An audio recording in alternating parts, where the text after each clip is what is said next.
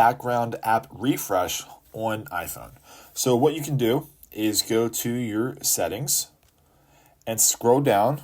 See, I'm already here. Scroll down to where you see general. And you want to scroll down until you see where it says background app refresh.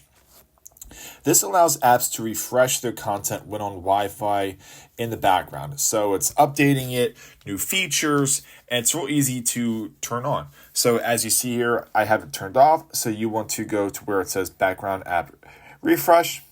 Go ahead and click Wi-Fi, or both if you want to use your cell data as well.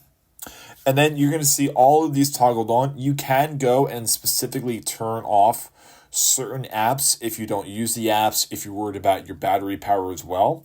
So that's it. It's real easy to turn that on and off. That way your apps stay fresh, they stay updated, and more easy to use for you.